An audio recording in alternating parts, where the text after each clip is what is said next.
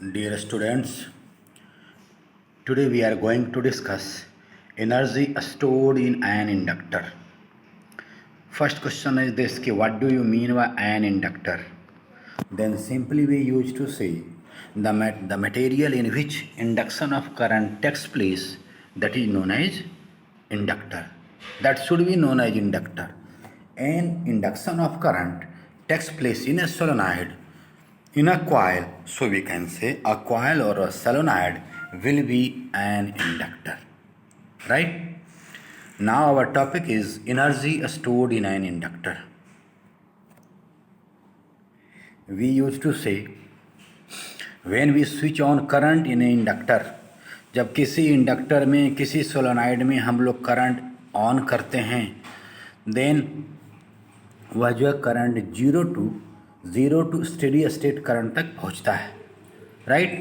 But during this very time means value of current increases, and when value of current will increase, then magnetic field inside the solenoid will increase, field lines will increase, flux will increase. It means that there will be change in flux, and we used to say this very change in flux, due to this very change in flux, there is an induced EMF as well as induced current in the circuit, right. This very induced EMF, according to Lenz law, this very induced EMF opposes the cause due to which it has produced. जिसके चलते वह produce हुआ है उसको oppose करेगा, and due to this very nature it is known as back EMF. It mean that this very back EMF, this very back EMF will this very back EMF will oppose growth of current. Current के growth को oppose करेगा. It mean that 0 to I0 होने में जो है वह oppose करेगा. It mean that current अपने आप इंक्रीज नहीं करेगा. It mean that there is need of work done. There is need of work done to improve current, to increase current in the circuit. And then it means that question is this कि अगर किसी circuit में जो है current zero से steady state जब switch on करते हैं तो होता है जब वर्क डन की ज़रूरत होती है. तो क्वेश्चन इज इसकी वर्क डन करता कौन होगा. Then simply we use to say that very work done is perform by our cell, right.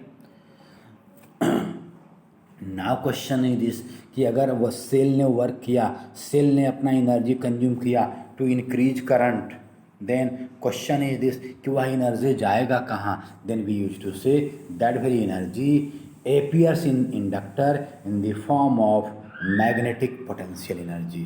That very energy, that very work done appears in the form of inductor in the solenoid in the form of magnetic potential energy. Question is this कि how can you say. तो listen, जो work किया गया you can से उसके चलते coil के surrounding में मैग्नेटिक फील्ड होगा.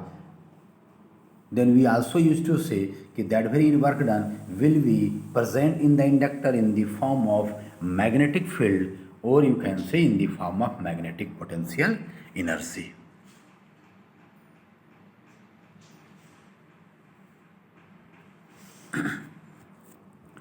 देन लेट अस सपोज जब जीरो से I0 current zero to steady state होने जा रहा है, then take at any intermediate stage and let us suppose at any time t the current which is flowing is I.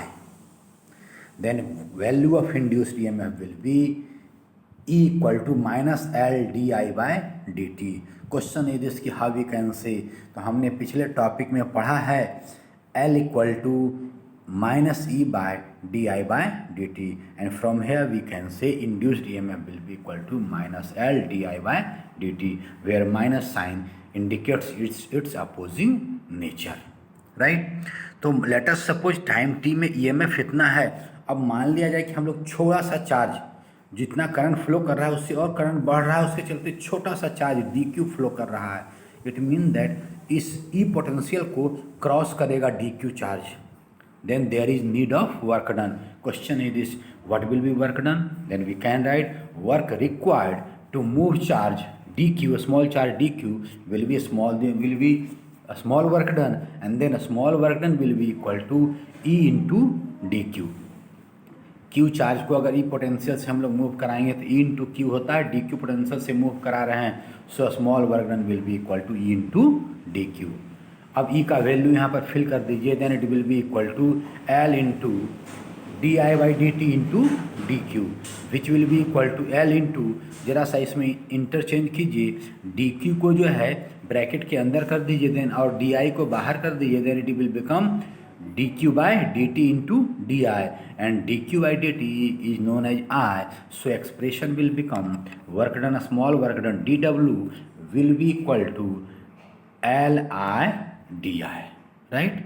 A small work done will be equal to Li di, right.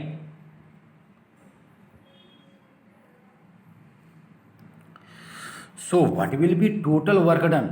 Total work done in building the current from 0 to a steady state current I0 will be equal to W, and which can be obtained by integrating this very small current dW. So we can write W will be equal to integration of dW, which is equal to integration of Li di, and integration कहाँ से कहाँ तक होगा, then it will very from 0 to I0. L is constant, उसको integration sign से बाहर निकाल लीजिए, then it will become L into integration of I D I, so it will be equal to half into Li0 square. It means that we can say total work done will be equal to half into L into I0 square, and this very work done will be stored in the inductor in the form of magnetic potential energy, or you can say in the form of magnetic field, right. It means that we can say if an inductor or you can solenoid current I0 is flowing, it means that at that very time that very inductor is possessing energy, and which is equal to E equal to half into L into I0 square, right, which is similar as, याद कीजिए यहाँ पर inductor में means solenoid में तो जो है magnetic field create हो रहा है, और वर्क डन जो है एनर्जी मैग्नेटिक पोटेंशियल एनर्जी के फॉर्म में स्टोर हो रहा है. याद कीजिए कैपेसिटर पर जब हम लोग चार्ज देते थे, राइट, तो थोड़ा सा चार्ज देने के बाद अगला चार्ज नहीं जाता था, क्योंकि वो रिपेल करता था.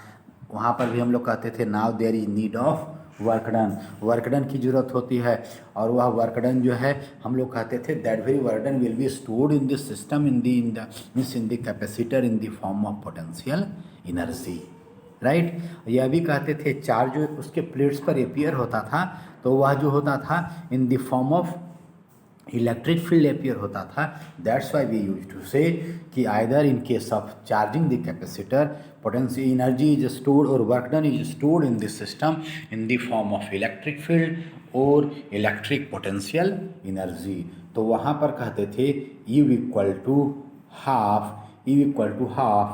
Q square by C, equal to half Q square by C, but here we are writing half into L into I0 square, क्योंकि वहाँ पर प्लेट पर चार्ज अपीयर होता था, यहाँ करंट फ्लो कर रहा है. मैक्सिमम चार्ज अगर I0 सपोज जमा होता तो होता half into Q square by C, and here half into L into I0 square, right. Okay.